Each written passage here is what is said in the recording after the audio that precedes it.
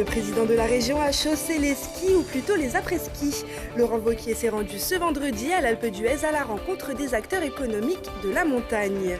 Le recensement des oiseaux, ça commence maintenant et comme ils ne peuvent pas se compter eux-mêmes, c'est à vous de le faire avec l'aide de la Ligue de protection des oiseaux. Enfin, à quelques milliers de kilomètres à peine de l'Open d'Australie, 2 tournois de tennis prendront place à Grenoble, le 11e NJ Open de l'Isère et le 3e trophée Ville de Grenoble. Bonjour à tous, je suis ravie d'être avec vous pour ce JT du vendredi 22 janvier. Toutes les heures à partir de 18h, retrouvez l'essentiel de l'actualité du Grand Grenoble. L'ensemble des commerces du département de l'Isère seront autorisés à ouvrir les 2 premiers dimanches de février, une dérogation à la règle du repos dominical qui se justifie par la situation sanitaire actuelle. Le téléphérique de la Bastille se remet en marche après 4 semaines de fermeture pour sa traditionnelle période de travaux d'entretien annuel. Les bulles pourront rouvrir ce samedi 30 janvier. Cette année, les travaux ont consisté en l'échange des axes de sabots de pylônes, le contrôle des câbles et des soudures pour un coût total de 45 000 €. Couvre-feu oblige, les horaires seront adaptés. Le téléphérique sera ouvert tous les jours de 10h30 à 17h30. Les remontées mécaniques, elles, sont toujours à l'arrêt. Pourtant, la neige est là, le beau temps aussi. Et les hôtels des stations tentent de trouver refuge avec des touristes autres que les skieurs de piste. Mais même si c'est loin d'être suffisant. On peut dire que malgré la fermeture des remontées mécaniques, effectivement, il y a beaucoup de neige cette année. Le temps est souvent très beau, donc les week-ends sont très chargés. Mais ces clients montent très souvent à la journée, le dimanche, arrivent le dimanche très tôt, repartent le soir. Donc pour l'hôtellerie, très peu de réservations. En plus, avec quand même, il faut bien le dire, une fréquentation énorme sur le plateau du Vercors. Il faut vraiment il faut tenir compte dans l'avenir de cette nouvelle gestion du tourisme dans nos montagnes, souvent des parcs régionaux ou nationaux, donc un environnement à sauvegarder. Et donc il va falloir également se pencher dans l'avenir à réfléchir comment faire du tourisme nouvelle génération, je dirais. Les aides, effectivement, comme elles le disent, sont des aides, mais pour les hôtels de structure comme nous dans le Vercors d'environ 20 chambres, c'est uniquement environ 50% des charges fixes. Donc nous sommes dans l'obligation d'ouvrir pour essayer de récupérer un petit peu d'argent pour combler ce manque de charges fixes. Et voilà, c'est très compliqué, très compliqué. Et c'est justement pour aller à la rencontre des acteurs économiques de la montagne que Laurent Wauquiez s'est déplacé ce vendredi matin à l'Alpe d'Huez, puis aux Deux Alpes. L'objectif pour le président de la région était d'aborder la crise actuelle de la montagne. Il y a des témoignages qui sont bouleversants parfois. Un des hôteliers de l'Alpe d'Huez, quand il s'est exprimé, on a senti qu'il y avait des choses qui étaient lourdes derrière. Il y a un jeune couple qui vient de reprendre de l'activité, ils n'ont droit à rien. Donc l'objectif de ces déplacements sur le terrain, c'est que lundi, on va avoir, et on a réussi à exiger du Premier ministre, une séance de travail.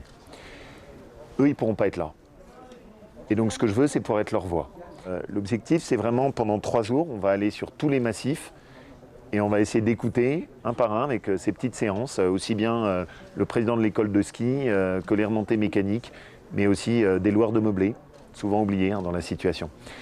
Et derrière, on veut les défendre. On va le dire clairement, on a l'impression qu'on nous a un peu menés en bateau. En fait, la décision de fermer, ils l'avaient prise avant Noël.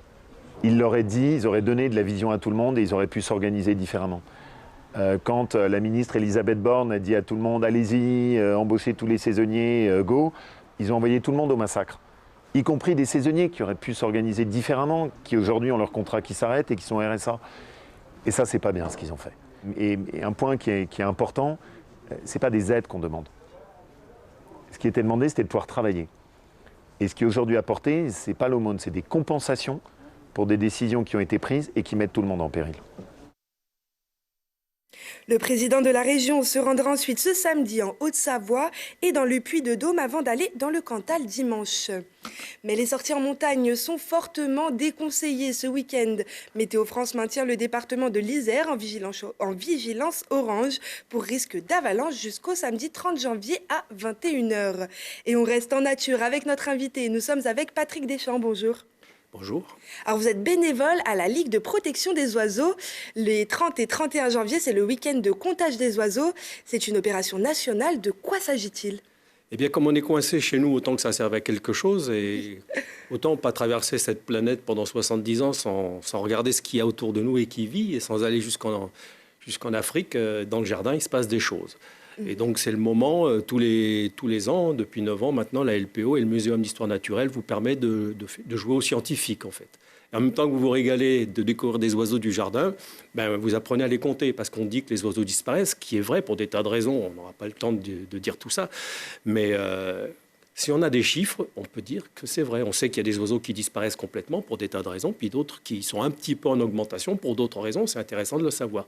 Mais au moins, si on faisait le petit effort qui consiste à être assis devant une fenêtre pendant 1 heure, à compter tout ce qui passe, reconnaître les espèces et pouvoir mettre un chiffre. Alors attention, il ne s'agit pas de compter 14 fois la même mésange qui vient à la mangeoire. Donc, il faut faire attention, parce que si on dit 14 mésanges, c'est une mésange 14 fois, c'est très différent. Oui. Donc, il y a quand même une petite démarche légèrement scientifique.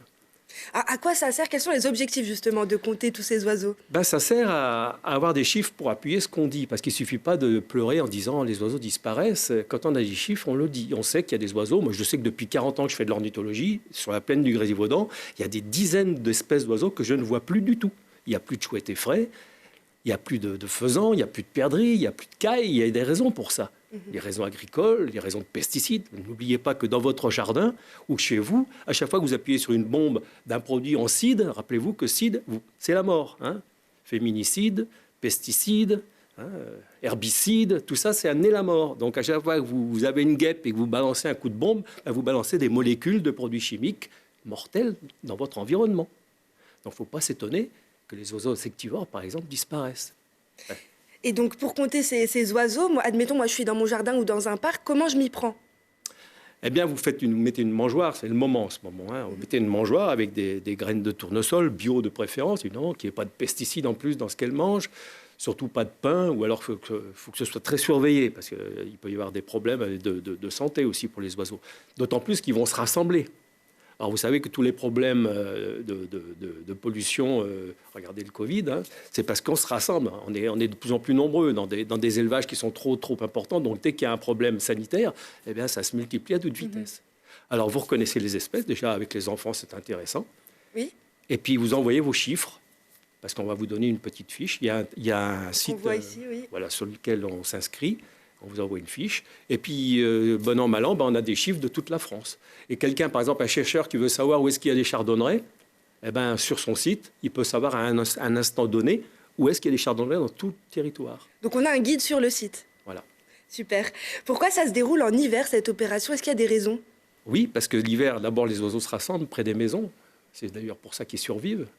Alors, il y a ceux qui partent en migration, puis il y a ceux qui restent avec nous. Ils sont sympas, parce que l'hiver, ils continuent à nous faire plaisir, à nous donner du bonheur. Donc, ils sont autour de nous, ils se rassemblent, donc c'est le moment de les compter. Par exemple, les rouges-gorges, dans chaque jardin, vous avez un rouge-gorge. En ce moment, même 2, parce que c'est le début des amours. Donc, les merles, d'ailleurs, je ne sais pas si vous avez remarqué, mais des fois, le matin, on commence à entendre le chant du merle, les premiers chants de merle. On commence à entendre les premières mésanges, parce que février, c'est les amours pour les oiseaux. Ça commence, les couples commencent à se mettre en place. En même temps que la Saint-Valentin, presque. Voilà, donc exactement. Donc on fait le dernier week-end de janvier pour les oiseaux hivernants, et puis le dernier week-end de mai pour les oiseaux nicheurs. Et toutes ces données qui vont être récoltées, qu'est-ce qu'elles vont devenir ? Ça va être regroupé au Muséum d'histoire naturelle, qui fait des comptages territoriaux. Après, c'est européen, et puis on arrive à savoir. Alors, vous savez que les oiseaux, les frontières, ils s'en tapent. Ils passent de l'Allemagne à la Tchécoslovaquie, à l'Afrique, sans passer par les frontières. Donc, on a besoin d'avoir des chiffres.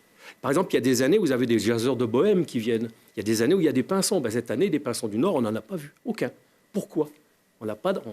Si, par exemple, tous les ans, on s'aperçoit qu'il n'y a plus de pinsons du Nord, on va se poser un problème.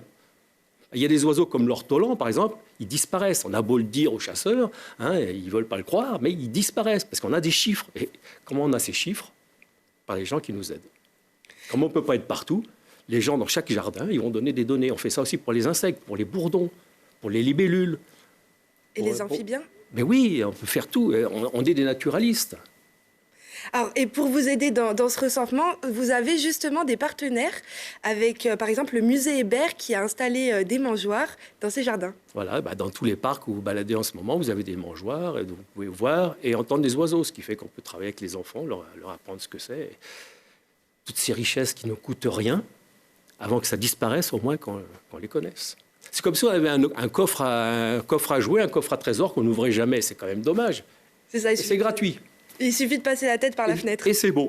Curiosité, il faut garder la curiosité. Le jour où on n'a plus de curiosité, il n'y a plus qu'à fermer la boîte. Et on finira sur ces bonnes paroles. Merci beaucoup Patrick Deschamps d'avoir été avec nous. Alors, comme pour l'Open d'Australie, ici, un cahier des charges bien strict. Du 7 au 14 février auront lieu le Trophée de la ville de Grenoble pour les hommes et l'Engie Open de l'Isère pour les femmes. Les deux tournois se dérouleront à huis clos et les mesures sanitaires seront plus que jamais au rendez-vous. Du respect des gestes barrières jusqu'à la désinfection du trophée. Et c'est assez rare, mais pour ces tournois, ce sont les femmes qui gagneront plus que les hommes, avec un prix de 3 200 € pour l'Engie Open de l'Isère contre 2 000 € pour le Trophée de la ville de Grenoble Hommes. Le tournoi va se dérouler dans des conditions un petit peu particulières cette année en raison du Covid. En cas de troisième reconfinement, on attendrait de voir quelles sont les mesures précises. Aujourd'hui en Angleterre, malgré le confinement et malgré la flambée des cas, les compétitions sportives professionnelles peuvent se faire. Donc on a bon espoir qu'en France, on soit logé à la même enseigne. Mais en même temps, ce contexte fait qu'on a un tableau sportif beaucoup plus relevé que les années précédentes. Sur ce tournoi, on a l'élite mondiale, tout simplement junior, qui est représentée ici. La numéro 1 mondiale junior, Elsa Jacquemot, qui est une Française, qui a 17 ans, sera présente. Chez les hommes, pareil.